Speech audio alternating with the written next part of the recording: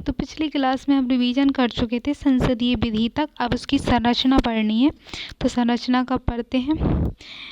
तो अधिकरण में एक अध्यक्ष और 2 अन्य सदस्य होते हैं। जो संसद मतलब न्यायाधिकरण बनाती है जल विवादों को हल करने के लिए, तो उसमें जो है एक अध्यक्ष होता है, 2 सदस्य शामिल होते हैं, जिनका मनोनयन उच्चतम न्यायालय के मुख्य न्यायाधीश द्वारा होगा।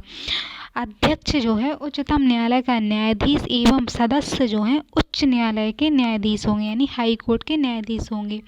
अधिकरण के अतिरिक्त संसदीय अधिनियम में जल बोर्ड के गठन का प्रावधान है, परंतु अभी तक जल बोर्ड का गठन नहीं हुआ, जिससे जल के समझौते, उपयोग और प्रबंधन की मूल समस्या बनी हुई है।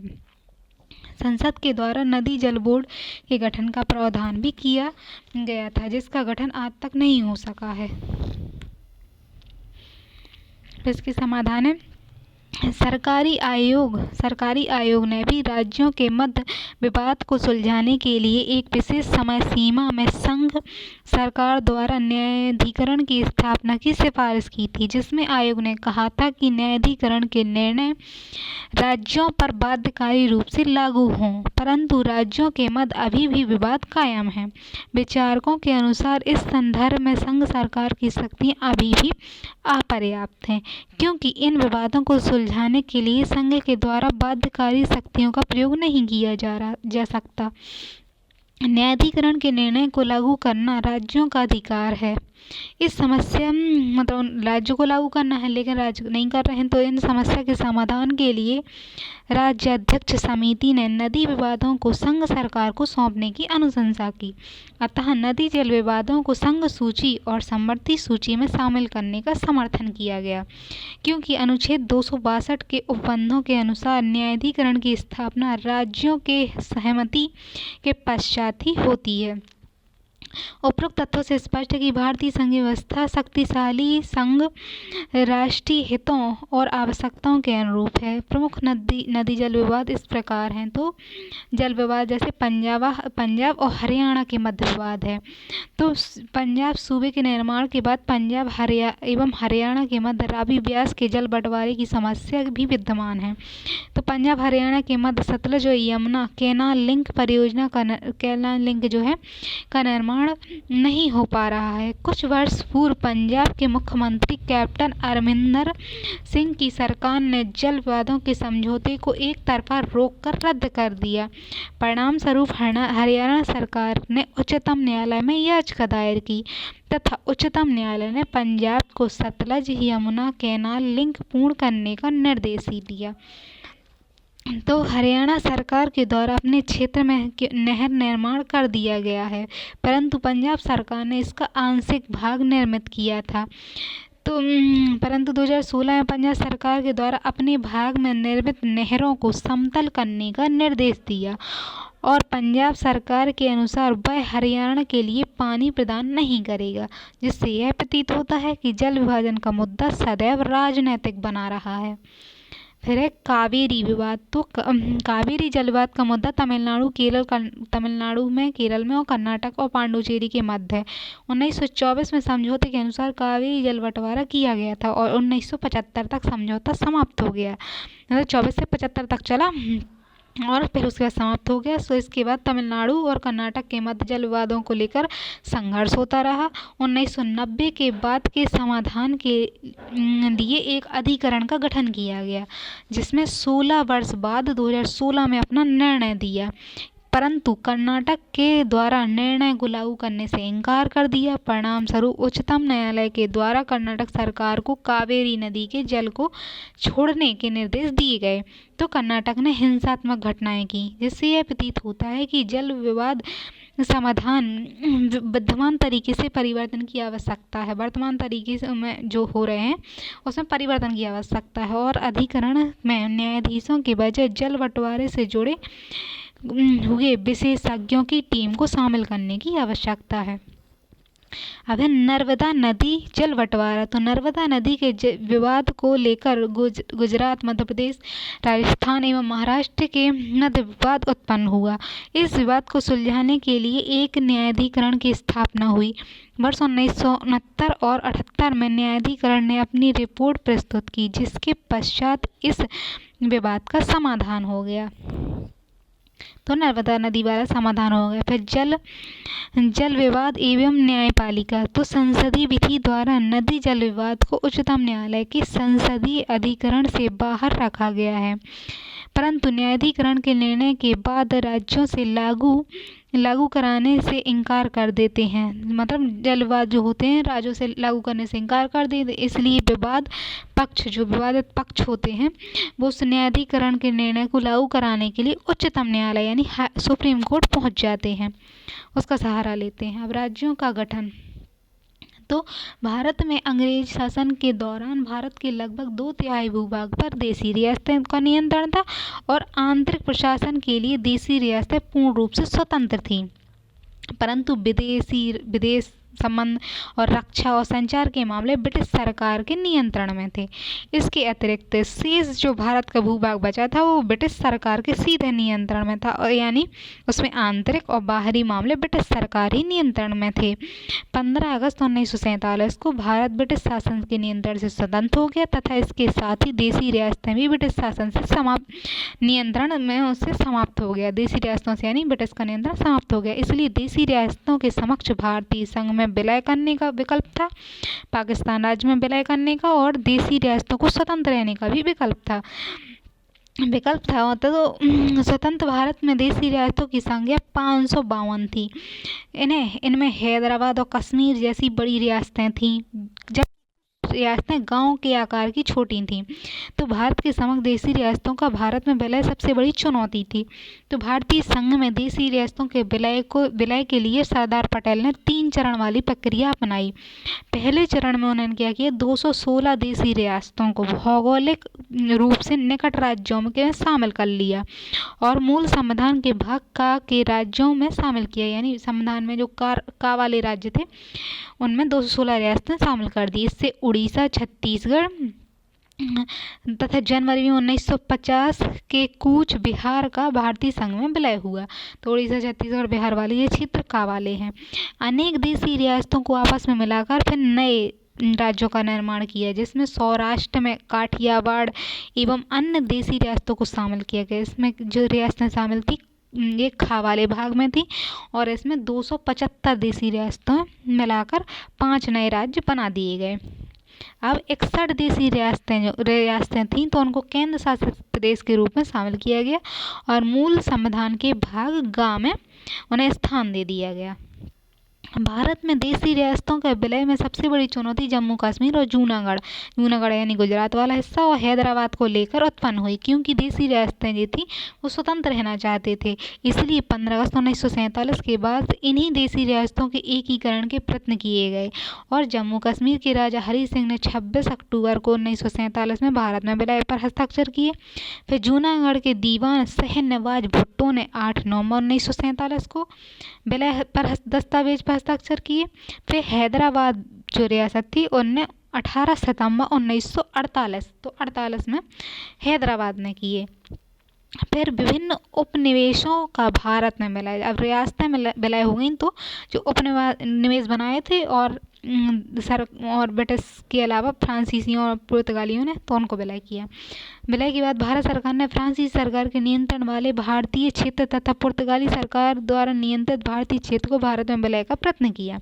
स्वतंत्रता के बाद पांडुचेरी, माहे, यमन, कराईकल, चंद्रनगर जैसे क्षेत्रों का भारत में विलय 19 जून 1949 के बाद जन्म संग्रह के 19 जून 1949 के बाद हुआ और जन्म संग्रह कराया गया। और पुर्तगाली शासन का गोवा, दमनदीप, दादर नगर हवेली पर नियंत्रण था। इन क्षेत्रों के विलय के लिए भारत में लंबा इंतजार करना पड़ा। दादर नगर हवेली का विलय भारत में 1954 में हुआ, जबकि गोवा दमनदीप का विलय 1961 में है। तो गोवा दमनदीप का और ज़्यादा देर में यानी 1961 में हुआ। गोवा के विलय हेतु भारत द्वारा सैन्य अभियान चलाया गया जिसे ऑपरेशन विजय के नाम से जाना जाता है। फिर लक्षद्वीप 1947 में भारत का नियंत्रण हो गया था और अंडमान निकोबार भी उसी समय भारतीय क्षेत्र में मिला लिया गया था। अब कैबिनेट मिशन के प्रस्ताव में भारत में ढीले संघ सरकार की स्थापना का प्रावधान था, यानी ढीला ढाला संघ। परंतु देश के सांप्रदायिक विभाजन के पश्चात कैबिनेट मिशन की मान्यताओं को परित्याग कर दिया गया और राष्ट्रीय एकता अखंडता को बनाए रखने तथा देश में चहुमुखी आर्थिक विकास के लिए शक्तिशाली केंद्र सरकार के समर्थन किया गया कि शक्तिशाली केंद्र बनना चाहिए। तो स्वतंत्रता के पश्चात देशी रियासतों का एकीकरण राष्ट्र के समक्ष चुनौती थी। इस समय लोगों ने भाषा के आधार पर राज्यों की मांग आरंभ कर दी कि भाषा के आधार पर राज्य बनाएं। यह बिंदु ध्यान देने योग्य कि भारत की कांग्रेस सरकार ने 1920 में अधिवेशन में स्वीकार कर लिया था कि भारत राज्यों का गठन भाषा के आधार पर होगा, परंतु स्वतंत्रता के पश्चात दर आयोग और जेवीपी समिति ने भाषाई आधार पर राज्यों के गठन की मांग को अस्वीकार कर दिया क्योंकि इससे राष्ट्र की एकता अखंडता प्रभावित होती थी। परंतु मद्रास प्रांत में रह रहे तेलुगु भाषी लोगों ने अपने भाषा के आधार पर राज्यों के गठन की मांग की और रामलल्लू नामक एक नेता थे जिन्होंने अनिश्चित भूख हड़ताल कर ली और उनकी मृत्यु हो गई। परिणाम स्वरूप बाद में जन आंदोलन को ध्यान में रखते हुए सरकार ने भाषा के आधार पर प्रदेश के नाम का गठन किया, जिसके फलस्वरूप संघ सरकार ने क्या है फजल अली की अध्यक्षता में राज्य पुनर्गठन आयोग का निर्माण किया और आयोग ने राज्यों का पुनर्गठन किया। पुनर्गठन का पहला चरण था कि राष्ट्र की एकता अखंडता बनाई जाए, प्रशासनिक आर्थिक और वित्तीय दृष्टिकोण से उपयुक्त हो, यानी राज्य का निर्माण इस तरह हो जो प्रशासनिक आर्थिक और वित्तीय दृष्टिकोण से उपयुक्त हो। फिर पंचवर्षीय योजनाओं का प्रभावी रूप से क्रियान्वयन किया जा सके, राष्ट्रीय विकास में वृद्धि हो। फिर सैद्धांतिक रूप से फजल अली आयोग ने भाषा को राज्यों के पुनर्गठन का आधार नहीं माना, मतलब सिर्फ भाषा बस को नहीं माना बल्कि और भी लेकिन व्यवहार में भाषा के आधार पर राज्यों का निर्माण स्वीकार हो गया और आयोग ने बम्बई पंजाब प्रांत को विभाजित करने की मांग की स्वीकार नहीं किया, मतलब गुजरात और महाराष्ट्र अलग नहीं हुए। लेकिन आयोग की अनुशंसा के अनुसार भारत में राज्यों का पुनर्गठन करते हुए 14 नए राज्य का निर्माण हो गया, जो 14 राज्य बन गए। फिर 1960 में बम्बई प्रांत के विभाजन होने के बाद महाराष्ट्र और गुजरात का निर्माण हो गया, तो 1960 में हुआ जी। 1966 में पंजाब सूबे की मांग को स्वीकार कर लिया गया और पंजाब हरियाणा नामक 2 राज्यों का निर्माण हो गया। फिर शाह आयोग की सिफारिश पर किया गया था, यानी पंजाब हरियाणा शाह आयोग की सिफारिश पर किया गया था। राज्यों के इस पुनर्गठन के बाद भारत के समक्ष भाषाई समस्या प्रभावी हल हो गया कि भाषा के आधार पर हल हो गया, जो लोकतंत्र के लिए सबसे बड़ी उपलब्धि मानी गई। फिर पुनर्गठन का द्वितीय चरण, दूसरे चरण में क्या है, राज्यों के एकीकरण एवं राज्य निर्माण के संबंध में उत्तर पूर्वी राज्यों की समस्या भिन्न है। तो उत्तर पूर्वी राज्य हैं जो सेमेस्टर हैं आज के टाइम पे, स्वतंत्रता के पश्चात फीजो ने नागा आंदोलन और लाल डेंगा ने मिजो क्षेत्र को अलग राज्य बनाने की मांग की। उत्तर पूर्वी राज्यों की संवेदनशील स्थिति को देखते हुए असम राज्य से एक अलग नागालैंड राज्य की स्थापना 1963 में हो गई और नागालैंड निर्माण में फजल अली आयोग के मापदंडों को स्वीकारा या प्रयोग नहीं किया गया, यानी फजल अली आयोग के मापदंड को नहीं माना गया बल्कि कुछ नवीन प्रवृत्तियां देखने को मिली। तो असम से नागालैंड 1963 में अलग हो गया और नागालैंड में क्या थी, भाषा के आधार पर नहीं किया गया था निर्माण। इसमें राज्य पुनर्गठन आयोग ने विशाल राज्यों के पुनर्गठन का समर्थन किया था, लेकिन असम छोटा राज्य था जिससे नागालैंड का निर्माण हुआ। तो ना तो भाषा के आधार पर था ना बड़ा राज्य था, ये बात नहीं थी। नागालैंड की आर्थिक रूप से स्वायत्त भी नहीं था और अभी भी संघ सरकार की आर्थिक रूप से निर्भर है ये। तो आर्थिक स्थिति भी अच्छी नहीं थी, फिर भी उसका गठन हुआ क्योंकि नागालैंड के निर्माण का मूल कारण अलगाववादी आंदोलन और आंतरिक उपद्रव था। तो नागालैंड के पश्चात मिजोरम, मणिपुर, जो मिजोरम है, फिर मणिपुर है और त्रिपुरा जैसे 3 राज्यों का भी निर्माण हुआ। तो असम से अलग होकर फिर नागालैंड बना और फिर उसके बाद 3 राज्य और बन गए। वर्ष 1971 में पूर्वोत्तर राज्यों का पुनर्गठन किया, फिर 71 में भी पुनर्गठन हुआ। तो पुनर्गठन में इस बार क्या हुआ कि इन राज्यों की मांग का आधार स्थायी संस्कृति विकास था। तो अब स्थायी संस्कृति का विकास करना था उन्हें, और इस अधिनियम के तहत मणिपुर, त्रिपुरा, मेघालय को राज्य के वर्ग में शामिल किया गया तथा मिजोरम को और अरुणाचल प्रदेश को दो संघ शासित क्षेत्र का पुनर्गठन किया गया। संघ शासित क्षेत्र बना दिए गए 1971 में। तो 1971 तक मिजोरम और अरुणाचल प्रदेश संघ शासित बन गए, जबकि और त्रिपुरा, मेघालय ये राज्य बन गए थे, मणिपुर राज्य बन गए थे। फिर 22वें संविधान संशोधन हुआ, जिसके तहत मेघालय को पूर्ण राज्य का दर्जा दिया गया और मिजोरम, अरुणाचल प्रदेश को भी पूर्ण राज्य का दर्जा दे दिया गया। तो ये पूर्ण राज्य बन गए। अतः भारत के छोटे राज्यों के निर्माण के पक्ष में निरपेक्ष रूप से तर्क देना कठिन है कि छोटे राज्यों का निर्माण किस तरह से, तर्क इस तरह से नहीं दे सकते, बल्कि इसमें विशेष संदर्भ में समझना होगा, क्योंकि छोटे राज्यों के लिए छोटे राज्य की मांग औचित्यपूर्ण नहीं है। इस दलीय स्वार्थों के आधार पर छोटे राज्यों की मांग को स्वीकारना कठिन है, क्योंकि छोटे राज्यों के निर्माण में निम्नलिखित समस्याएं उत्पन्न होती हैं। तो छोटे राज्य से क्या होगा, छोटे राज्यों के निर्माण से और अगले छोटे राज्यों की मांग प्रारंभ हो जाएगी, और एक छोटे राज्यों का निर्माण अन्य छोटे राज्यों की मांग को प्रेरित भी करेगा, तो सही नहीं है। अब है पुनर्गठन का तीसरा चरण। तो इस चरण में क्या हुआ कि भारत में राज्यों के पुनर्गठन के पहले चरण में संस्कृति मुद्दे को प्राथमिकता दी गई, परंतु दूसरे चरण में राज्यों के विकास के मुद्दा प्राथमिकता। तो पहले में संस्कृति का मुद्दा प्राथमिकता, दूसरे में विकास का मुद्दा प्राथमिकता। वर्ष 1990 के पछौदारीकरण निजीकरण के युग में सभी राज्यों ने आर्थिक विकास की नई रणनीति को निर्माण किया, और 2000 में भारत 3 नए क्षेत्र, 2000 जब 2000 का वर्ष आया तो पहले संस्कृति के आधार पर बटे थे, फिर विकास के आधार पर, फिर 90 के दशक के बाद जब समय आया तो 3 नए राज्य जैसे छत्तीसगढ़, उत्तराखंड एवं झारखंड नामक झारखंड का निर्माण किया गया। इन राज्यों के निर्माण के आधार निम्नलिखित आधार का प्रयोग किया गया। अब जित 3 जो बने उसके निर्माण इसलिए किया गया, इनका निर्माण उत्तर प्रदेश, मध्य प्रदेश और बिहार जैसे बड़े राज्यों, जो विशाल राज्य थे, उनसे अलग करके हुआ, क्योंकि तुलनात्मक रूप से तीनों क्षेत्र आर्थिक रूप से पिछड़े हुए थे। इस क्षेत्र में अधिकांश लोग गरीबी रेखा के नीचे जीवन यापन कर रहे थे। इसमें प्राकृतिक संसाधनों का लगभग स्थानीय लोगों को नहीं मिला, मतलब प्राकृतिक जो का लाभ है वो स्थानीय लोगों को नहीं मिल पा रहा था। इन तीनों क्षेत्रों की अपनी पृथक भौगोलिक पहचान थी और सांस्कृतिक सामाजिक पहचान भी साझी है। इस इन सारे आधारों के आधार पर इन 3 राज्यों का निर्माण हुआ। तो क्योंकि क्या थे, बड़े राज्यों से अलग होकर हुए, फिर ये अधिकांश लाभ नहीं ले पा रहे थे संसाधनों का, स्थानीय लोगों को लाभ नहीं मिल रहा था, उनकी भौगोलिक और सांस्कृतिक अलग पहचान थी। इसलिए छोटे राज्यों का निर्माण भारतीय संविधान के अनुच्छेद 2 में उल्लिखित है कि संसद के द्वारा विधि का निर्माण करके किसी भी नए राज्य को संघ में शामिल किया जा सकता है। मतलब 2 के अनुसार किसी को शामिल कर सकते हैं, और 3 में अनुच्छेद 3 में उल्लिखित है कि संसद के द्वारा विधि का निर्माण करके किसी राज्य के भूभाग को अलग करके नए राज्य का निर्माण किया जा सकता है। तो 2 में नए राज्य को संघ में मिलाएंगे, और इसमें संघ में 2 अलग बड़े राज्य को छोटे में विभाजित कर देंगे, ये 3 में है। अथवा 2 या 2 से अधिक राज्यों को मिलाकर एक राज्य का निर्माण हो सकता है, अथवा किसी राज्य के क्षेत्र को मिलाकर नए राज्य का निर्माण हो सकता है। किसी राज्य के क्षेत्रफल में वृद्धि भी की जा सकती है और क्षेत्रफल कम भी किया जा सकता है। राज्यों की सीमा में परिवर्तन भी, राज्यों के नाम बदला जा सकता है, यानी राज्य की सीमा भी बदली जा सकती है, राज्य का नाम भी बदला जा सकता है।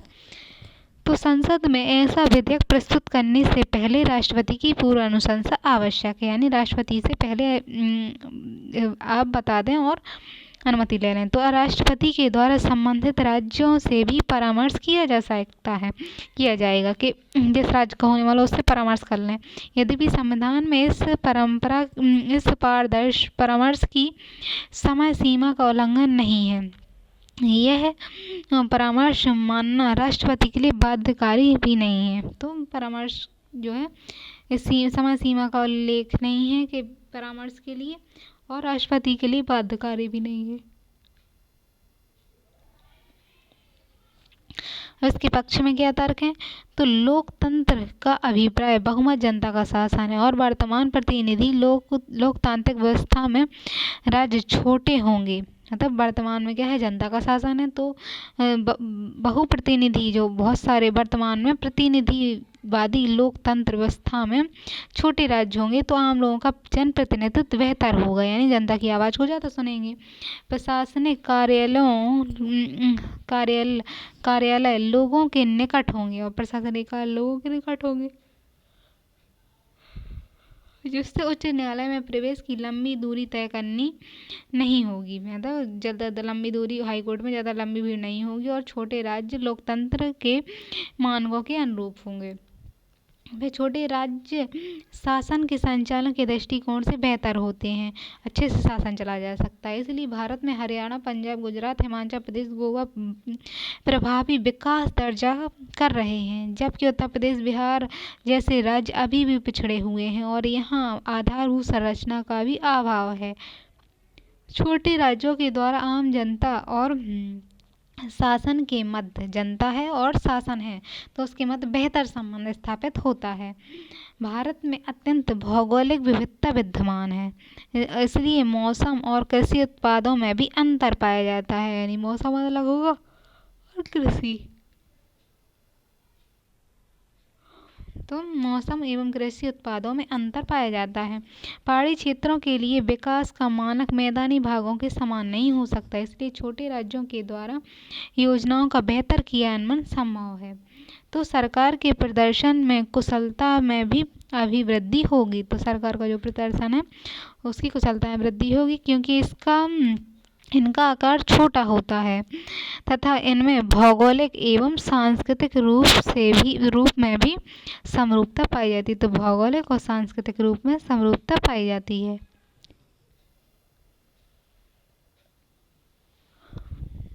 अब छोटे राज्यों द्वारा आर्थिक विकास के साथ साथ सांस्कृतिक एवं भाषा का भी संरक्षण संभव है। तो छोटे राज्य होते हैं जो, तो छोटे राज्यों के द्वारा आर्थिक विकास के साथ साथ क्या है, सांस्कृतिक और भाषा का संरक्षण अच्छे से हो जाएगा। नए राज्य अपने लिए नई आधिकारिक भाषा अपना सकते हैं तथा राज्यों के रोजगार में स्थानीय लोगों को प्राथमिकता दे सकते हैं, जबकि नए राज्य क्या करेंगे, नई भाषा भी अपना सकते हैं। लेकिन जो छोटे हैं तो राज्य होंगे तो उसमें क्या है, स्थानीय लोगों को रोजगार अच्छा मिलेगा। भारत जैसे विशाल उपमहाद्वीप आकार वाले देश में छोटे राज्यों की मांग क्षेत्रीय आकांक्षाओं का प्रतीक है, यानी छोटे छोटे लोग भी राज्य के प्रतिनिधि बनेंगे और उन्हें मौका मिलेगा। अच्छा, अब वर्तमान में तर्क क्या है, तो भारत के उत्तर पूर्वी भाग में स्थित राज्य अत्यंत छोटे हैं, परंतु वे भी पिछड़े हैं। मतलब छोटे राज्य होना विकास की निशानी नहीं है, केवल छोटे राज्यों के कारण ही आर्थिक विकास नहीं होता, बल्कि आर्थिक विकास के लिए अन्य कारक महत्वपूर्ण होते हैं। हरियाणा के विकास का मूल कारण उसकी दिल्ली से निकटता है, बेहतर आधारभूत संरचनाएं हैं, इसलिए आकार आर्थिक विकास के मध्य कोई सीधा संबंध निर्मित करना कठिन है, कि यानी आकार बड़ा है छोटा है इसके आधार पर विकास का निर्धारण नहीं किया जाएगा। फिर छोटे राज्यों के निर्माण में राजनीतिक अस्थिरता में वृद्धि होती है, तो छोटे राज्य अगर बनेंगे तो राजनीतिक अस्थिरता होगी और विधायकों की संख्या कम होने के कारण कुछ विधायकों के दल बदलने से सरकार गिरने का खतरा होगा, यानी छोटी सरकार होगी, छोटे राजनेता होंगे, मतलब कम संख्या में, तो थोड़े से एक दो वहाँ यहाँ हो गए तो सरकार गिर जाएगी। जैसे गोवा, झारखंड, मेघालय जैसे छोटे राज्यों में राजनीतिक अस्थिरता पाई जाती है। छोटे राज्यों के निर्माण में भारी प्रशासनिक और एवं वित्तीय बोझ पड़ता है, तो जो छोटे राज्य हैं तो उसमें प्रशासन का और वित्त का बोझ ज़्यादा पड़ता है। राज्यों के निर्माण के बाद उनके लिए अलग से सचिवालय की स्थापना करनी होगी, उच्च न्यायालय का निर्माण करना आवश्यक होगा। फिर वर्तमान उदारीकरण के युग में सरकार के द्वारा राजकोषीय प्रबंधन बेहतर करने का प्रयत्न किया जा रहा है कि राजकोष का प्रबंधन बेहतर हो, इसलिए नए राज्यों के निर्माण होने वाले प्रशासनिक खर्च के बजाय सामाजिक आर्थिक विकास पर बल देने की आवश्यकता है। तो प्रशासन में भी अलग नया खर्च करना पड़ेगा, तो अच्छा है कि उस पैसे को आर्थिक विकास में लगाएं और समाज के विकास में लगाएं। फिर नए राज्यों के निर्माण के बाद दूसरे नए राज्य का निर्माण की मांग आरंभ हो जाएगी। इसलिए ये अंतहीन चलने वाली प्रक्रिया है, यानी कितने छोटे छोटा करते जाएंगे। तो इस तरह निरंतर चलती रहेगी। तो भारत जैसे विविधतापूर्ण देश में अनेक राज्यों की मांग हो रही है और नए राज्यों की सामाजिक आर्थिक समस्याओं का समाधान करने में सक्षम नहीं है। तो मांग तो छोटे वालों की हो रही है, लेकिन उनकी समस्याओं का समाधान नहीं हो पा रहा है। इसलिए पंचायती राज को सुदृढ़ करना बेहतर विकल्प है। वर्तमान सूचना क्रांति और पंचायती राज के युग में विकास स्थानीय स्तर पर पंचायतों के द्वारा प्रभावी रूप से संभव, यानी पंचायतों का गठन किया जाए और फिर उनके द्वारा विकास का लाभ पहुंचाया जाए, तो ये सही है। अब प्रशासनिक विकेंद्रीकरण के द्वारा लोगों की समस्याओं का समाधान किया जा सकता है।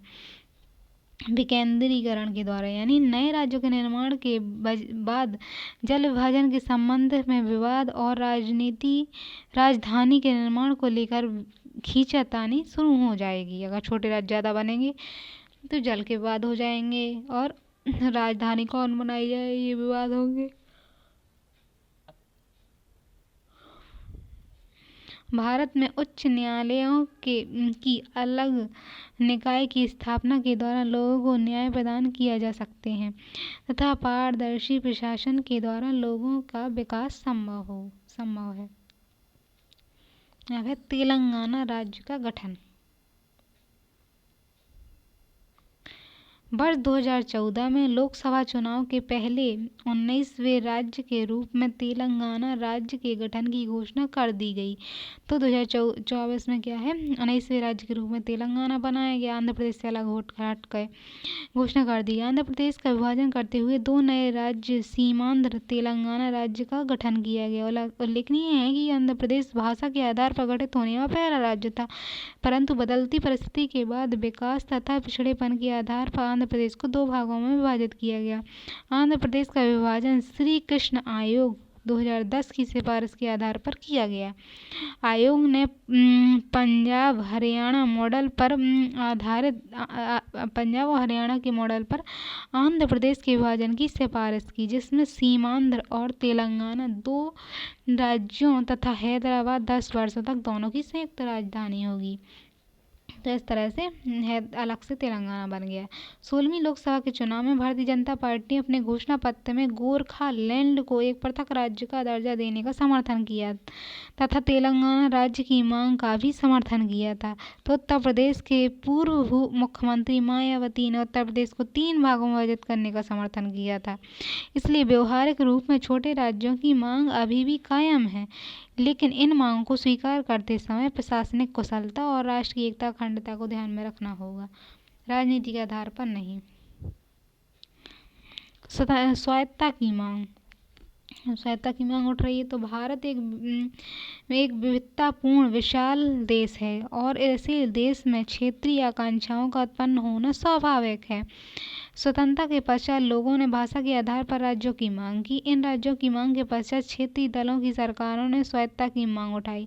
तो दलों ने भी यहाँ की स्वायत्तता की मांग उठाई कि हमें भी अलग स्वायत्त क्षेत्र मिले। स्वायत्तता एक अनेकार्थी संकल्प है जिसका प्रयोग अलग अलग तरह से किया जाता है, यानी स्वायत्तता का सामान्य अभिप्राय संविधान द्वारा प्रदत्त राज्य की शक्तियों में संघ सरकार हस्तक्षेप न करे, यानी स्वतंत्र रूप से उन्हें राज्य सरकारों को काम करने दे और संघ सरकार हस्तक्षेप न करे तथा राज्यों को पर्याप्त वित्त संसाधन उपलब्ध हों, साथ ही संविधान के प्रावधानों का दुरुपयोग न हो।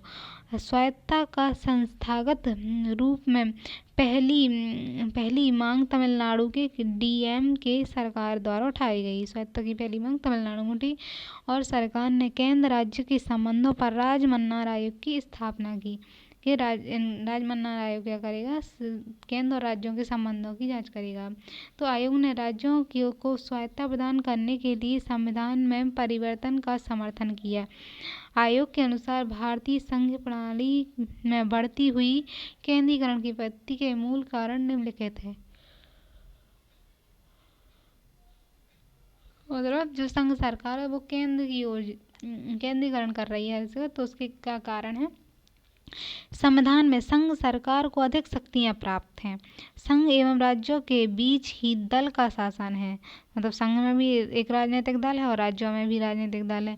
फिर वित्तीय रूप से राज्यों की संघ पर निर्भरता है, यानी पैसों के रूप में राज्य संघ पर निर्भर है। केंद्रीकृत नियोजन एवं योजना आयोग की भूमिका है। फिर केंद्रीकृत नियोजन की और योजना आयोग की भूमिका, यानी नीति आयोग हो गया भूमिका है।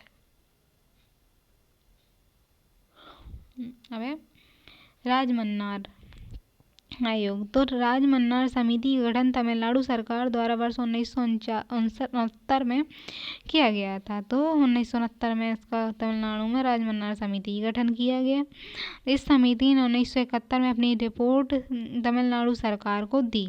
तो तमिलनाडु सरकार को उसने अपनी रिपोर्ट दी और रिपोर्ट में क्या क्या कहा बताइए थी। तो रिपोर्ट में अंतर्राज्यीय परिषद की स्थापना हो। अंतर्राज्यीय परिषद की स्थापना अनुच्छेद 263 में है। फिर वित्त आयोग को स्थायी स्थापना के रूप में गठन किया जाए, तो वित्त आयोग भी है, अंतर्राज्यीय परिषद भी है। फिर योजना आयोग को समाप्त करके नई संवैधानिक संस्था का निर्माण किया जाए, तो हो गई है नीति आयोग। फिर अनुच्छेद 356, 357, 365 जो राष्ट्रपति शासन संबंधित है को पूर्णतः समाप्त किया जाए, तो नहीं किया गया है और न किया जा सकता है। फिर संविधान के इस प्रावधान को समाप्त किया जाए जिसमें यह उल्लेख है कि राज्य के मुख्यमंत्री मंत्रिपरिषद एवं राज्यपाल के प्रसाद पर्यंत पद पर बने रहेंगे। तो संविधान में वो कह रहे हैं कि इस प्रावधान को समाप्त कर दें जिसमें लिखा है कि मुख्यमंत्री मंत्रियों के और राज्यपाल के प्रसाद पर्यंत बने रहेंगे। फिर संघ सूची समवर्ती सूची के कुछ विषय राज्य सूची को हस्तांतरित किए जाएं। हस्तांतरित की जाएं। अवशिष्ट शक्तियां राज्य सरकारों को सौंप दी जाएं। अलग से जो एक्स्ट्रा शक्तियां हैं वो राज्य सरकार को सौंप दी जाएं और अखिल भारतीय सेवाओं को पूर्णतः समाप्त किया जाए। तो ये सारी शिकायतें और सिफारिशें थीं राजमन्नार आयोग की कि अखिल भारतीय सेवा यानी यूपीएससी जो सेवाएं कराती है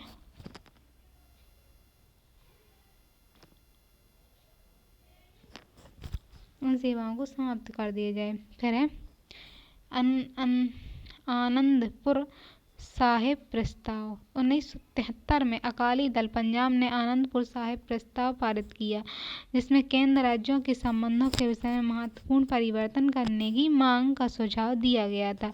कि इसमें क्या था, केंद्र और राज्य के जो महत्वपूर्ण परिवर्तन करना है विषय में महत्वपूर्ण करने का सुझाव दिया गया, जिसमें संघ सरकार की शक्तियां केवल निम्न विषयों तक सीमित होनी चाहिए और जैसे रक्षा, संचार, विदेश मामले। आयोग के अनुसार शेष शक्तियां राज्यों को सौंप दिया जाए, परंतु संघ सरकार द्वारा इन मांगों के प्रति सकारात्मक दृष्टिकोण नहीं अपनाया गया और संघ सरकार के अनुसार ये मांगे विघटनकारी हैं।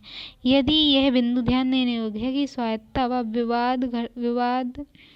स्वायत्तता और विघटन में अंतर होता है, परंतु राज्य सरकारों की परिवर्तन की मांग भी तार्किक प्रतीत नहीं होती है। तो राज्य सरकारें हैं, तो अगर उनमें राज्य सरकारें क्या करती हैं, परिवर्तन की मांग कर रही हैं तो प्रतीत नहीं होती, क्योंकि मूल समस्या राजनीति थी, संवैधानिक नहीं। तो संघ और राज्यों के मध्य जो विवाद हैं तो उसमें राजनीति भी महत्वपूर्ण है।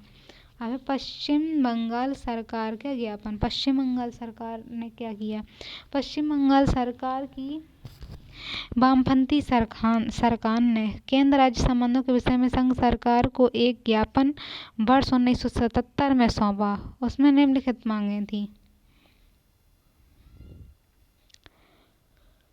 तो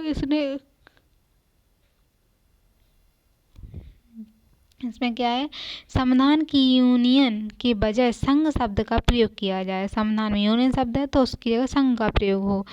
संघ सरकार की शक्तियों को केवल रक्षा, विदेश, मुद्रा, संचार, आर्थिक समन्वय तक सीमित कर दिया जाए। से सभी विषय राज्य सूची को हस्तांतरित कर दिए जाए। तो जब पश्चिम बंगाल सरकार कह रही तो वो तो ऐसे बोलेगी कि मुद्रा, संचार, विदेश ये सब मामले आप रखो, बाकी आंतरिक मामले सब हमें दे दो, तो राज्य सूची में रखे जाएं। अनुच्छेद 356, 357, 360 को समाप्त कर दिया जाए, जिसमें राज्यों के क्या है मुख्यमंत्रियों को हटा दिया जाता था ना वहाँ से। तो उन्हें समाप्त कर दिया जाए। फिर अखिल भारतीय सेवा समाप्त हों तथा भारत में केवल केंद्र एवं राज्य सेवाएं ही होनी चाहिए और नए राज्यों के निर्माणों का राज्यों के पुनर्गठन के संदर्भ में संबंधित राज्यों की सहमति अनिवार्य हो। तो नए राज्यों के जब निर्माण हो तो उसके राज्य के पुनर्गठन के संदर्भ में क्या हो कि राज्यों की सहमति अनिवार्य हो। वह केंद्र सरकार द्वारा अर्जित सभी प्रकार के राजस्व का 75% भाग राज्यों को दे दिया जाए। तो केंद्र सरकार ने जो अर्जित की संपत्ति है उसका 75% राज्यों को दे दिया जाए।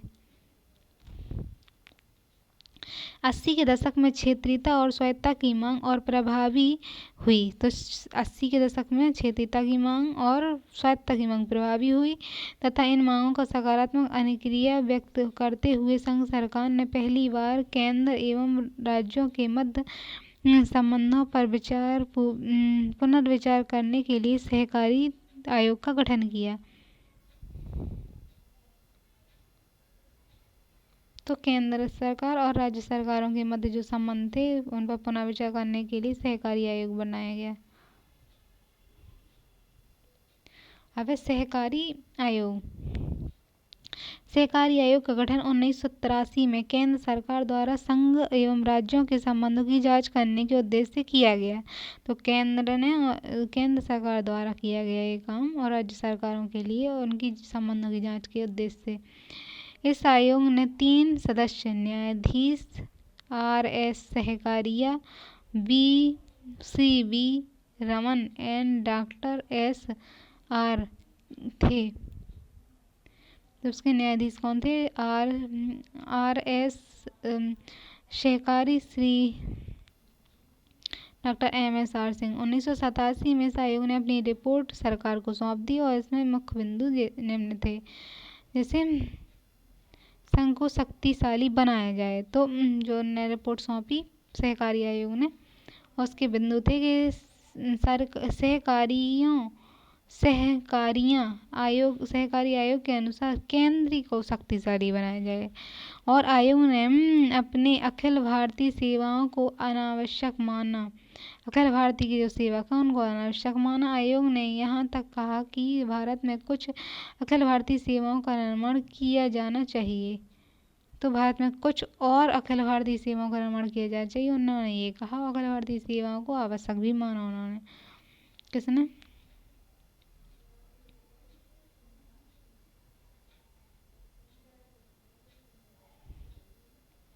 अब आयोग के अनुसार राज्यपाल की संघ सरकार द्वारा नियुक्ति बिल्कुल उचित है कि संघ सरकार उनकी नियुक्ति कर रही तो सही करेगी। अतः अनुच्छेद 2000 समाप्त करने की आवश्यकता नहीं है। अनुच्छेद 356, 357 और 360 में भी संविधान में बने रहने चाहिए। मतलब 356, 357, 360 जो है भी संविधान में क्या है बने रहने चाहिए। इनका संविधान में घटाने की आवश्यकता नहीं है क्योंकि परिस्थिति जब ऐसी हो तो उनका यूज हो सके। तो संघ सरकार राज्यों के सीधे सैनिक बल भेज सकता है और राज्यों को स्वायत्तता भी प्राप्त होनी चाहिए। राज्य हैं जो तो उन्हें भी स्वतंत्रता मिलनी चाहिए। यानी आयोग के अनुसार अनुच्छेद 363 के प्रावधान के अंतर्गत अंतर्राज्यीय परिषद की स्थापना होनी चाहिए। एक अंतर्राज्यीय परिषद की स्थापना होनी चाहिए। इसलिए अनुसंधान के अनुच्छेद 1990 में बीपी सिंह सरकार ने अंतर्राज्यीय परिषद की स्थापना की। तो अंतर्राज्यीय परिषद की स्थापना हो चुकी है भारत में। फिर राज्यपाल एक विशिष्ट व्यक्ति होना चाहिए जिसका संबंध स्थानीय दल की राजनीति से ना हो। इसीलिए एक स्टेट का दूसरे स्टेट वाला ही राज्यपाल बनेगा, एक स्टेट का दूसरे स्टेट में। तो क्या होना चाहिए? राज्यपाल एक विशिष्ट व्यक्ति होना चाहिए जिसका संबंध स्थानीय दलों से ना हो। और राज्यपाल का कार्यकाल 5 वर्ष का होना चाहिए। आदिवासी परिस्थितियों में ही उसे समय से पूर्व हटाया जाए, लेकिन यदि उसे हटाया जाता है तो इसके वास्तविक कारण लिखित रूप में संसद के समक्ष प्रस्तुत होने चाहिए। तो उन्होंने कहा कि राज्यपाल का काल 5 वर्ष का होता है, तो आपातक स्थिति में उसे समय से पूर्व भी हटाया जा सकता है, लेकिन यदि उसे हटाया जाता है तो उसके वास्तविक कारण लिखित काय हटाया जा रहा है राज्यपाल को, तो इसके लिखित कारण देने चाहिए और प्रस्तुत होने चाहिए।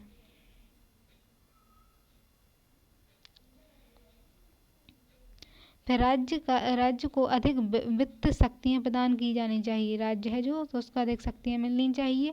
आयोग के अनुसार कर आरोपण के संबंध में अवशिष्ट शक्तियां संघ में निहित होती हैं। तो कर जो है लगाने की शक्तियां ज़्यादातर संघ सरकार में निहित होती हैं, जबकि शेष अवशिष्ट शक्तियों को जो बच गई तो वो शक्तियां क्या होती हैं, शक्तियां समवर्ती सूची में शामिल किया जाना चाहिए।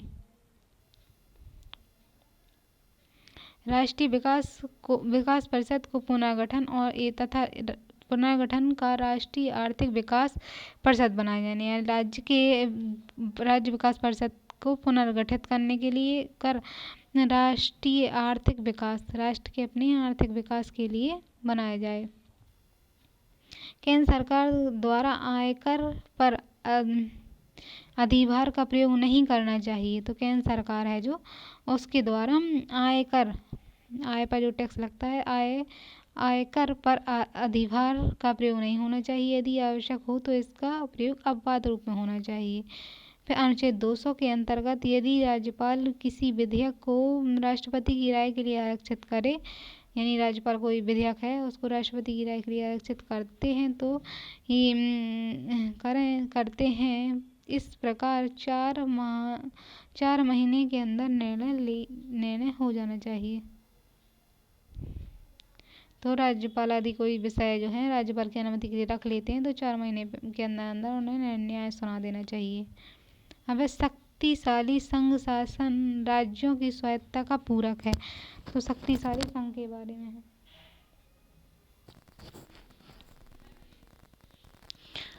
है, शक्तिशाली संघ शासन राज्यों की स्वायत्तता का पूरक है, यानी शक्तिशाली संघ एवं राज्यों की स्वायत्तता परस्पर विरोधी नहीं है, बल्कि ये दोनों एक दूसरे के पूरक हैं।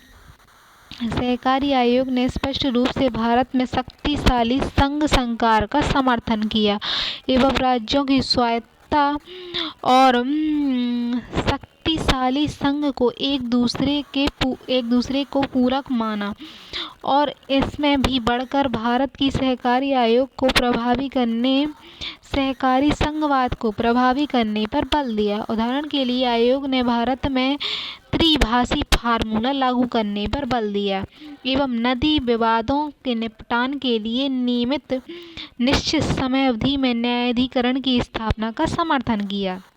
न्यायाधिकरण की अनुशंसाओं को बाध्यकारी बनाने पर बल दिया। आयोग के अनुसार राज्यों में स्वायत्तता आवश्यक है। तो राज्यों में स्वायत्तता की जरूरत है, परंतु इसके लिए संविधान में किसी बड़े परिवर्तन की आवश्यकता नहीं है, बल्कि राजनीतिक दुष्प्रयोगों को प्रतिबंधित कर आंशिक रूप से संविधान में परिवर्तन करके यह संभव है। इसलिए आयोग ने पूर्व के अतिवादी मांगों को अस्वीकार किया है। फिर गठबंधन सरकार के दौर में आयोग की अधिकांश अनुशंसाओं को सभी दलों के द्वारा स्वीकार किया जा चुका है। इससे स्पष्ट है कि स्वायत्तता की मांग मूलतः राजनीतिक समस्या थी। स्वायत्तता की जो मांग है वो राजनीति की समस्या थी, जिसका समाधान राजनीतिक रूप में हो रहा है। तो स्वायत्तता का समाधान क्या है, राजनीतिक रूप में हो रहा है। वर्तमान समय में अनुच्छेद 356 का दुरुपयोग काफ़ी कम हुआ है। सभी केंद्रीय कर राज्यों के साथ विभाजित किए जा रहे हैं। जो कर होते हैं टैक्स, वो राज्यों के साथ विभाजित किए जा रहे हैं तथा राज्यों को केंद्रीय करों में अधिक से अधिक हिस्सा भी प्रदान किया जा रहा है। पंछी आयोग बनाए गए। तो 1989 में भारत में संघ सरकार में गठबंधन सरकारों का निर्माण हुआ अथवा अल्पमत की सरकारें बनी 1989 के समय। तो संघ सरकार के निर्माण में क्षेत्रीय दलों की भूमिका अत्यधिक प्रभावी हो गई और क्षेत्रीय दलों ने राज्यों के लिए ज़्यादा से ज़्यादा स्वायत्तता की मांग उठाई, जिसे प्रभावी रूप से पूर्ण करने के लिए पंछी आयोग की पंचायती आयोग की स्थापना की गई, जिसके द्वारा राज्यों की स्वायत्तता का समर्थन भी किया गया। पंचायती आयोग की स्थापना 2007 में की गई। इन्होंने अपनी रिपोर्ट 2010 में प्रस्तुत की। तो पंचायती आयोग की मान्यताएं मूलतः सहकारी आयोग से मिलती जुलती है, लेकिन तकनीकी मामलों में दोनों में अंतर प्रतीत होते हैं। इनकी सिफारिशें हैं। इस आयोग के अनुसार, पंचायती आयोग जो है उसके अनुसार अनुच्छेद 355, 356 में संशोधन होना चाहिए। उन्होंने आपातकालीन प्रावधानों के स्थानीय प्रयोग के समर्थन किया। उदाहरण के लिए किसी जनपद के भाग में भी आपातकाल लागू किया जा सकता है, जिसके अनुसार आपातकाल 3 महीने से ज़्यादा नहीं होना चाहिए। फिर आयोग ने मुख्यमंत्री की नियुक्ति के संदर्भ में स्पष्ट रूप से अनुशंसा की कि आयोग के अनुसार चुनाव पूर्व गठबंधन को एक दल माना जाए और चुनाव के बाद, मतलब चुनाव जब हो चुका है उसके बाद जो गठबंधन बनेगा तो सरकार बनाने के लिए पहले आमंत्रित किया जाएगा जो पहले बना था, और चुनाव के बाद निर्मित होने वाले गठबंधन को अंत में आमंत्रित किया जाएगा। फिर राज्यों की योग्यता के संदर्भ में पंचायती आयोग की राय सरकारी आयोग की भांति है। इसमें यह कहा गया है कि राज्यपाल के रूप में ऐसा व्यक्ति नियुक्त किया जाए जिसकी स्थानीय दल से कोई संबंध न हो, तो राज्यपाल एक अलग व्यक्ति हो। फिर आयोग ने राज्यपालों को मनमानी तरीके बर्खास्ती की आलोचना की। आयोग के अनुसार राज्यपालों को राजनीतिक फुटबॉल की तरह प्रयोग नहीं करना चाहिए, और आयोग ने राज्यपाल के कार्यकाल को 5 वर्ष निर्धारित करने की मांग की। यानी राज्यपाल जो है उसे मनमानी बर्खास्त नहीं किया जाए, उसकी 5 वर्ष का कार्यकाल होना चाहिए। आयोग ने राज्यपाल को हटाने के लिए विधानसभा द्वारा महाभियोग की प्रक्रिया को स्वीकारने की अनुशंसा की, जबकि राज्यपाल को महाभियोग द्वारा नहीं हटाया जाता है, ऐसे ही वो राष्ट्रपति के प्रसाद पर्यंत होता है। तो पंचायती आयोग ने वर्ष 2007 में स्थापित वीकेंड चोलिया आयोग के अनुशंसा का समर्थन करते हुए कहा कि राज्यपाल की नियुक्ति एक समिति द्वारा होनी चाहिए, और जिसमें प्रधानमंत्री, गृह मंत्री, लोकसभा का स्पीकर, संबंधित राज्यों के मुख्यमंत्री और उपराष्ट्रपति को भी शामिल किया जाए। फिर आयोग ने अनुच्छेद 163(2) में विवेकाधीन शक्तियों को सीमित करने की अनुशंसा की, कि जो आयोग ने कहा कि उसकी क्या है, अनुच्छेद 263 के अंदर विवेकाधीन शक्तियाँ होती हैं उनको समाप्त किया जाए। आयोग ने अनुच्छेद 200 के अंतर्गत आरक्षित किसी भी विधेयक पर 4 महीने की अवधि में अनुमति प्रदान करने की अनुशंसा की, कि जो राज्यपाल रोक लेता है तो विधेयक को किसी भी तो 4 महीने के अंदर उसे अनुमति दी जाए और राज्यपाल की विवेकाधीन शक्तियों को सीमित किया जाए। आयोग के अनुसार सांप्रदायिक हिंसा विधेयक में परिवर्तन करके यह प्रावधान होना चाहिए कि केंद्रीय सैनिक बलों को राज्य की सहमति के बिना कुछ समय के लिए तैनाती की जाए। तो राज्यों की सहमति के बिना कुछ समय के लिए तैनात किए जाए, और तैनाती के बाद राज्य सरकारों से अनुमति ली जानी चाहिए। यानी केंद्रीय सैनिक बल राज्यों की सहमति के लिए बिना थोड़े से समय तक ही रह सकते हैं, और फिर सहमति लेनी जरूरी है। फिर आयोग ने अंतिम सुरक्षा को बनाए रखने के लिए अमेरिका की भांति राष्ट्रीय एकता परिषद को ज़्यादा शक्तिशाली बनाने की मांग की, जिस पर अमेरिका में गृह सुरक्षा विभाग की भूमिका है। आयोग ने राष्ट्रीय एकता परिषद को वर्ष में कम से कम एक बार सम्मेलन करने का अनिवार्य बताया, कि कम से कम एक बार सम्मेलन करना चाहिए एकता परिषद को। आयोग के अनुसार भारत में राष्ट्रीय अन्वेषण एजेंसी संस्थाओं का निर्माण की आवश्यकता है, जो आतंकवाद के संबंध में राज्यों के बीच बेहतर सहयोग सुनिश्चित करें। तो अन्वेषण एजेंसी हो जानी चाहिए जो आतंकवाद और राज्यों के बीच बेहतर सहयोग को सुनिश्चित करेंगे। और आयोग ने पंचायती नियोजन को ज़्यादा प्रभावी बनाने की अनुशंसा की। फिर आयोग ने राज्यों के वित्तीय स्वायत्तता को भी समर्थन किया, कि राज्यों में वित्त की स्वायत्तता होनी चाहिए और राज्य आत्मनिर्भर बन सकें। अब संघीय व्यवस्था में स्वायत्त राज्य। तो स्वतंत्रता के बाद भारत में जम्मू कश्मीर के विलय को लेकर समस्या पैदा हुई और कश्मीर राज्य के उत्तर में स्थित राज्य है जो भौगोलिक रूप से भारत पाकिस्तान दोनों से संबंधित है। तो कश्मीर में 70% जनसंख्या मुस्लिम और 20% हिंदू हैं, 3% बौद्ध और सिख समुदाय के लोग निवास करते हैं।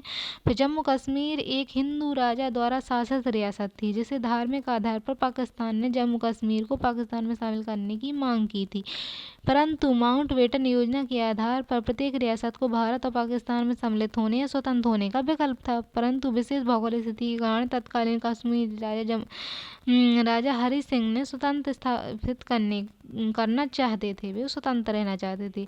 फलस्वरूप उन्होंने लंबे समय तक ना तो पाकिस्तान और ना ही भारत में सम्मिलित होने का प्रयास किया। फिर इसी असमंजस की स्थिति का लाभ उठाते पाकिस्तान के सैनिक कबालियों के भेष में उन्होंने आक्रमण कर दिया और गंभीर स्थिति को देखते हुए महाराजा हरि सिंह ने कश्मीर को भारत में विलय करने का निश्चय किया। तो कश्मीर जब भारत में विलय हुआ तो फिर उसे स्वायत्तता ज़्यादा दी गई।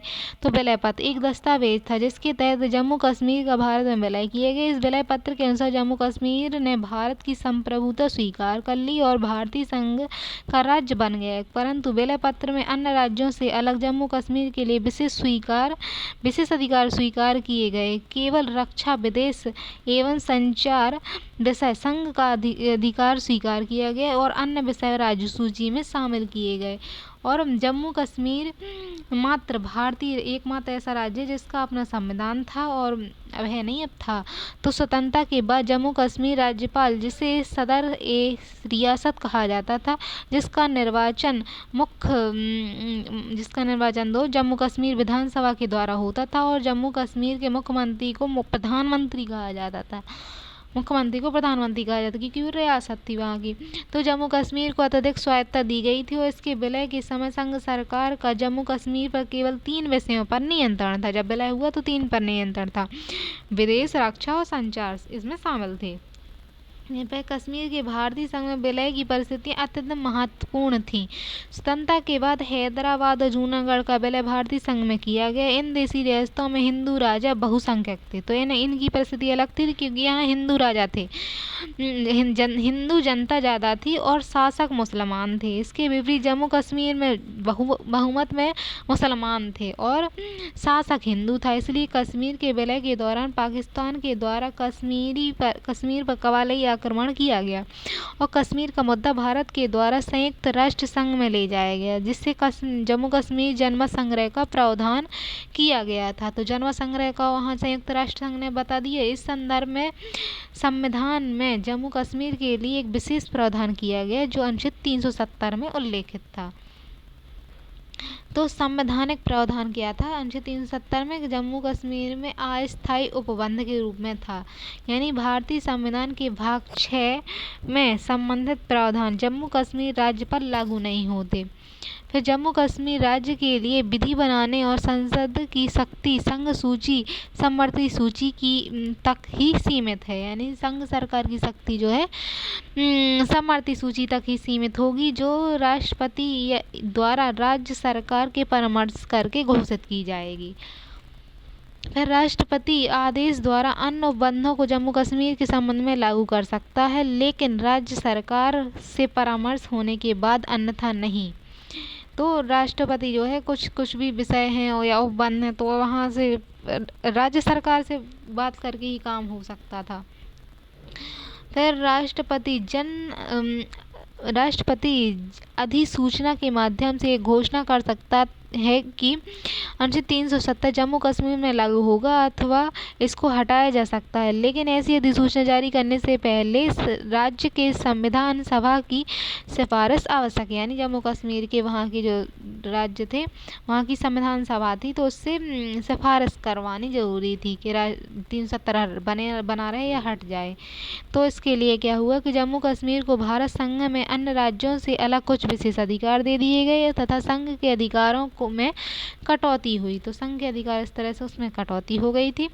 फिर वर्तमान में कुल लोग अनुच्छेद 370 को भारतीय संविधान से हटाने की मांग कर रहे हैं, जिसके अनुसार इस प्रावधान को जम्मू कश्मीर से पृथकतावाद को बढ़ावा मिलता है।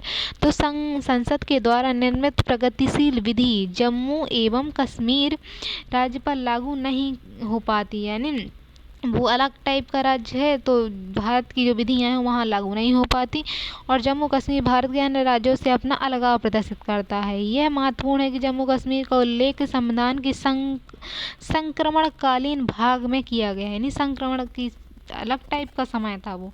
इसका अभिप्राय है कि अनुच्छेद 370 संविधान का स्थायी भाग नहीं है जिसे समाप्त कर देना चाहिए, परंतु अनुच्छेद 370 को समाप्त करने में संवैधानिक बाधा बनी हुई है। इसे समाप्त करने के लिए जम्मू कश्मीर के राज्य विधानसभा के समर्थन की आवश्यकता है, जिसके बाद इसे संविधान से हटाया जा सकता है। इसके अतिरिक्त जम्मू कश्मीर से अनुच्छेद 370 को हटाने के लिए राजनीतिक मुद्दा भी महत्वपूर्ण है। विद्वान का जो मत अनुसार है कि जम्मू कश्मीर का उल्लेख संविधान के संक्रमणकालीन भाग में किया गया था, क्योंकि यह मुद्दा संयुक्त राष्ट्र संघ के समक्ष जनमत संग्रह के लिए लंबित था, और जनमत संग्रह करवाया नहीं था तो इसलिए था लंबित था। तो भारत के उत्तर पूर्वी राज्यों में नागालैंड के लिए विशेष स्वायत्तता का प्रावधान है, तो 6वीं अनुसूची में असम, मेघालय, त्रिपुरा, मिजोरम के लिए विशेष प्रावधान है, यानी जो पूर्वोत्तर के राज्य हैं असम, मेघालय, त्रिपुरा, मिजोरम, इनके लिए भी विशेष स्वायत्तता का प्रावधान है। इन राज्यों को स्वायत्तता हटाने का समर्थन कोई नहीं करता, इसलिए जम्मू कश्मीर से अनुच्छेद 370 हटाने के बाद राजनीतिक हितों से ज़्यादा प्रेरित है, क्योंकि वहाँ स्वायत्तता मिली हुई है तो जम्मू कश्मीर से कैसे हटा दें, तो इसकी बात होती है। अनेक विशेषज्ञों के द्वारा जम्मू एवं कश्मीर को ज़्यादा से ज़्यादा स्वायत्तता देने का समर्थन किया गया। वर्तमान में कश्मीर में जनता पार्टी की PDP की साझी सरकार है, और अनुच्छेद 370 को बनाए रखने के लिए जम्मू कश्मीर की साझी सरकार द्वारा प्रतिबद्धता भी व्यक्त की गई है। फिर राज्य का संविधान कैसा है, यानी जम्मू कश्मीर में, तो वर्ष 1951 में जम्मू कश्मीर की संविधान सभा का निर्वाचन हुआ, और उसके बाद 1952 में भारत सरकार तथा जम्मू कश्मीर की सरकार के बीच समझौता हुआ। पश्चात 26 जनवरी 1957 को जम्मू कश्मीर का संविधान अपनाया गया। तो 1957 में क्या हुआ कि जम्मू कश्मीर ने अपना संविधान बनाया, और 1951 को संविधान सभा वहाँ की निर्वाचित हुई, यानी चुनाव हो गया, और उसके बाद 57 में संविधान बन गया वहाँ का। तो उसके संविधान के अनुसार जम्मू कश्मीर भारत संघ का अभिन्न अंग है। यह भारत संघ का एक संवैधानिक राज्य है जो भारतीय संविधान के भाग 1 और अनुसूची 1 में शामिल है, यानी अनुसूची 1 में उल्लेखित है। और जम्मू कश्मीर का अपना स्वयं का संविधान है, और उसी के अनुसार वहाँ का शासन संचालित किया जाता है। फिर राज्य विधायिका द्वारा निवारक निरोध कानून बनाया गया। राज्य विधायिका है, वहाँ निवारक निरोध कानून बनाया जाता है। राज्य आपातकाल यानी राष्ट्रपति शासन या संवैधानिक तंत्र के विफल होने की स्थिति में लागू हुआ, यानी वहाँ जब राज्य की सरकार नहीं होगी, वहाँ का संविधान विफल हो जाएगा, तब वहाँ क्या होगा, राष्ट्रपति शासन लागू होगा। परंतु भारतीय संविधान के अनुसार नहीं, बल्कि जम्मू कश्मीर के संविधान, यानी जम्मू कश्मीर का संविधान विफल होगा तभी राष्ट्रपति शासन लागू होगा। राज्यों में 2 तरह से आपातकाल की घोषणा की जाती है, राष्ट्रपति शासन यानी भारतीय संविधान, और राज्यपाल का शासन यानी राज्य संविधान। तो वहाँ 2 प्रकार के आपातकाल लगते हैं, एक तो राष्ट्रपति का शासन यानी भारत के संविधान के अनुसार, और राज्यपाल का शासन राज्य के अनुसार। जम्मू कश्मीर राज्य में प्रथम बार राष्ट्रपति शासन जो है, राष्ट्रपति का शासन 1986 में लगाया गया था। संविधान के अनुसार जम्मू कश्मीर में स्थायी निवासियों को भारतीय संविधान में सभी अधिकार प्रदान किए गए हैं। तो भारत का संविधान है, वहाँ सबको समान अधिकार दिए गए हैं, परंतु स्थानीय निवासियों के निर्धारण का अधिकार केवल राज्य विधानमंडल को है। वहाँ के राज्य विधानमंडल को अधिकार था कि कौन वहाँ का राज्य का निवासी है। संविधान के अनुसार भारत के उस नागरिक को राज्य का स्थायी नागरिक माना जाएगा जो राज्य की अचल संपत्ति रखता है, यानी वहाँ जो अचल संपत्ति रखता है वहाँ का नागरिक होगा, और वर्ष 1944 से निवास कर रहा हो या पाकिस्तान से विस्थापित हो, तो वो जम्मू कश्मीर का निवासी होगा। फिर उर्दू जम्मू कश्मीर की आधिकारिक भाषा घोषित कर दी गई और अन्य उद्देश्यों हेतु अंग्रेजी को भी अपनाया गया। संविधान में द्विशासनीय विधानमंडल को अपनाया गया, जिसमें निम्न सदन 111 सदस्यों वाली विधानसभा थी और उच्च सदन 36 सदस्यों वाली विधान परिषद थी। तो 2 सदन थे वहाँ, विधानसभा और विधान परिषद थी। और 24 सीटें पाकिस्तान अधिकृत कश्मीर के लिए छोड़ दी गई थी, कि पाकिस्तान के पास जो कश्मीर है उसके लिए। संविधान के अनुसार राज्य में एक उच्च न्यायालय होगा जो मूल अधिकारों की रक्षा करेगा, और राज्य के संविधान में नीति निर्देशक तत्वों को भी शामिल नहीं किया गया। तो राज्य का जो संविधान था वहाँ नीति निर्देशक तत्व नहीं थे। अब है छठा संविधान संशोधन 1965।